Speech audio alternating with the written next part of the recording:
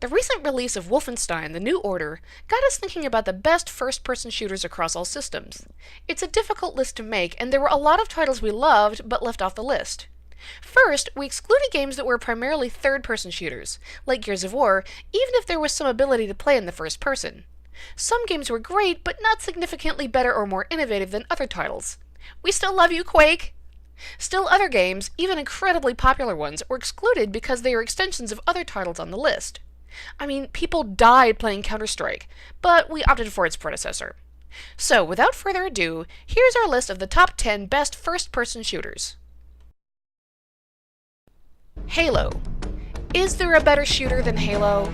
The game that launched a franchise and is the reason a lot of us bought an Xbox is one of the greatest games of all time. Halo's plot of warring forces discovering and releasing a parasitic alien life that threatens the universe is a great sci-fi story. Halo also delivered one of the best cooperative experiences ever. The game introduced so many things that became standard practice subsequently, such as regenerating health and respawning cooperative partners. Halo is one of the few games to have a great campaign mission and a great competitive mode. Halo changed the way we play these games, and is probably the most imitated title on the market. To some of us, it's the best first-person shooter ever. Trivia.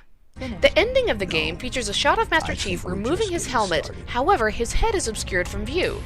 On the PC, it's possible to rotate the camera to see Master Chief's face. However, it turns out he's simply wearing another smaller helmet underneath. Half-Life 2. If there is one topic we still fight about here in the dojo, it's whether Half-Life 2 or Halo is the better game. Both games are mandatory for players, and Half-Life 2 also boasts the best story in a first-person shooter we've ever played. As Gordon Freeman, you have to survive in a world caught between facehuggers and zombies on one hand, and authoritarian stormtroopers on the other. The game has so many great moments. Your night defending yourself in Ravenholm with a gravity gun, the assault in the prison with your army of antlions, and your eventual confrontation in the Citadel. The subsequent episodes were also excellent, and the final battle, defending a rebel base against invading stalkers, like the Battle of Hoth, was one of the best we've seen in a game. Half-Life Spiritual Heir is the Metro series, which has delivered solid titles, but nothing approaching Half-Life 2. But until Half-Life 3, they'll have to do. Trivia. Robin Williams was reportedly a huge fan of the series, and was in talks to voice a character in the game, but backed out for scheduling conflicts. Personally, we would have loved to see Robin Williams as the mysterious G-Man. Wouldn't it explain so much if G-Man was from Orkin?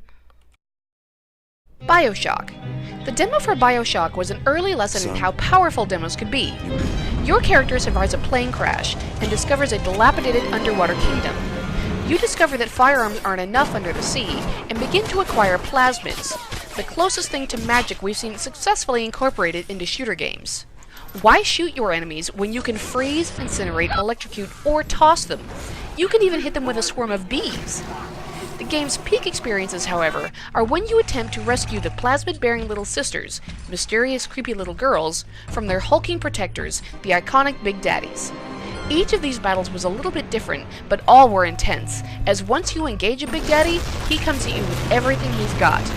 The seamless incorporation of supernatural elements really set Bioshock apart, and it still holds up today. No. Trivia. A key aspect of the game is whether you decide to rescue the little sisters for a little plasmid, or destroy them for a lot. Originally, the little sisters were going to be sea slugs, but this idea was discarded since destroying a sea slug didn't provide much of a moral quandary for the player.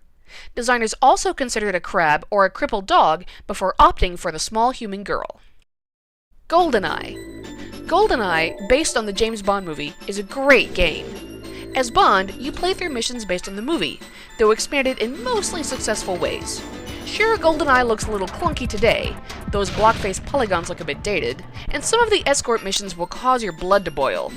At the time, though, Goldeneye was the game everyone played. Goldeneye was a great game designed by a great developer at the peak of their powers. Whenever anyone suggests that games based on movies are always terrible, Goldeneye is a great game to bring up. Trivia. There is an infamous Golden Isle unplayable section that is visible from the first level that was meant to be accessible via boat from the dam but was later scrapped. However, the island was left as a visual Easter egg and can be seen in the distance from the dam. Doom 2. We had a long discussion about whether to include Doom 1 or Doom 2, and a very short discussion about whether to include Doom 3. Unanimous no. Doom 1 was groundbreaking, but Doom 2 is the game with a special place in our hearts. It capitalized on everything the first game did, with better enemies, more satisfying final battle, and several hidden treasures. The original Wolfenstein was hidden in the game. In Doom 2, your Space Marine is once again fighting the monsters from hell, on Earth this time, with shotguns and chainsaws.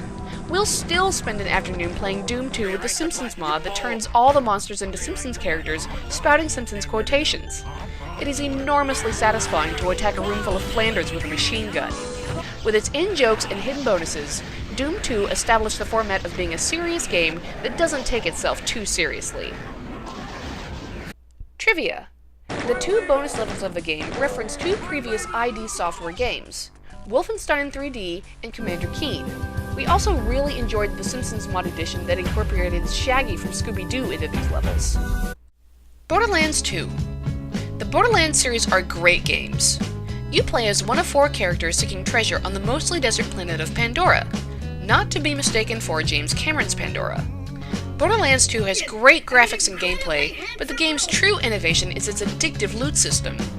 In any battle, you might find a particularly rare and powerful gun or piece of armor. Hunting for loot is ridiculously rewarding. Once you play for a while, you'll be much more interested in finding rare loot than in advancing the plot, though Handsome Jack makes a great villain. Other games have better post-apocalyptic worlds, Fallout, and slicker 4-player co-op, Left 4 Dead. But the randomized loot system is what made Borderlands 2 really stand out. Trivia. This game is rich with trivia and Easter eggs, but our favorite is the Michael Mammerl Easter egg. Michael Mammerl is a character who randomly appears in the town of Sanctuary who will give you random loot. This character is designed in memorial to a fan of the same name who died at 22. Fallout 3. So, what if you like shooters but not shooting? That is, you like first-person games, but don't like games where reflexes are essential. Fallout 3 has you covered. You can shoot every marauder, mutant, or machine you run into, but the targeting system the game provides, aka VATS, lets you target your enemies while they're immobilized and attack however you wish. The post-apocalyptic world and the cast of characters you encounter make the game uniquely memorable, and the addition of RPG gameplay made the game a lot of fun to play. Freezing time in VATS and then targeting a charging marauder's right leg, left hand, and head, and then resuming time and watching your attacker be shredded is infinitely enjoyable. Trivia. There is way too much trivia to provide an exhaustive list here, but one weird fact we just learned about is the bizarre Plunger Room of Death hidden in the game. This unmarked shelter contains 1 feral ghoul, a head of a random statue, and a lab littered with 50 plungers and dead people. Can you explain the bloody handprints all over the walls? Because we really want to know what happened here. Deus Ex: Human Revolution. The Deus Ex series gave gamers the opportunity to play a first-person shooter as a ninja. In the game, you could blast away at the villains you faced, or you could stealthily sneak past them, or you could reprogram robots to attack them, or you could persuade them to surrender, or you could handle them in any number of ways. Deus Ex allows you to side with various factions and develop your character as you want. You could be a cybernetically enhanced ninja, or a technology-hating gunslinger. The gameplay and design came together most seamlessly in the recent Deus Ex: Human Revolution, where you play as a security expert trying to unravel a complex conspiracy behind a recent break-in at your company. The flexibility players were provided made Deus Ex a standout series. However, though you could be as vicious as you like, the penalties you received for killing rather than immobilizing your opponents suggested a certain moral compass in this world. We are looking forward to wherever the series goes next. Trivia. There is a section of the game in which you infiltrate police headquarters. In this section of the game, you can read an email chain from Deckard to Roy about his Pris CoOp pleasure model. Deckard, Roy, and Pris are all references to the movie Blade Runner, a movie about the dangers of technology that also takes place in a futuristic urban setting. Far Cry 3. The Far Cry series has pretty consistently delivered great titles, but our favorite was the most recent, Far Cry 3. Taking place in a beautiful jungle, finally delivering on the promise of the original Far Cry, you play as a city dweller who gets kidnapped with his friends on vacation. To rescue your friends, you have to learn to be a vicious killer, hunt the drug smugglers who have imprisoned your friends, and eventually take over the entire island. The game is brutal, but delivers memorable levels.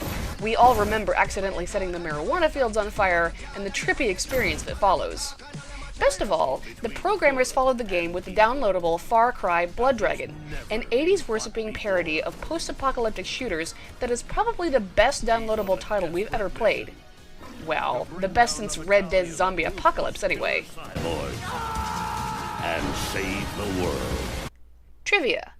The most iconic character in the game is the villain Voss, who torments the player throughout most of the adventure and provides some bizarrely philosophical monologues.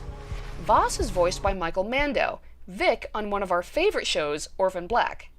According to an interview he gave, Voss did not exist until Mondo auditioned for another character, and the programmers built the character of Voss around this audition. Left 4 Dead 2. Left 4 Dead is a zombie shooter in which 4 players fight hordes of zombies across a series of 4 or 5 levels. Great concept! To be honest, the Left 4 Dead series surprised us when we first played it. Valve's other big games, Half-Life 1 and 2, were linear experiences with lengthy levels. Left 4 Dead is a series of shortened, hour-long episodes. However, we soon learned that there is no game that understands cooperative play as well as Left 4 Dead. The shortened levels ensure that you can find friends willing to commit to completing the level, unlike the long levels of Halo. The game allows you to respawn, also like Halo, it incorporates melee weapons, like Doom, and it randomizes its concise missions such that gameplay experiences are never the same, unlike Anybody. No other series has understood cooperative gaming and the flexibility and adaptability required to create such a compelling cooperative experience. Trivia. Due to being released relatively quickly from its predecessor, the announcement for this game at E3 in 2009 inspired a boycott movement in the Steam community. Valve responded by inviting the heads of the boycott to see the game and pledging to deliver on the promises of the original Left 4 Dead. It is extremely rare, however, to see fans of a game actually protesting the release of a sequel for coming too soon. Could this be why Valve has taken so many years to complete Half-Life 3?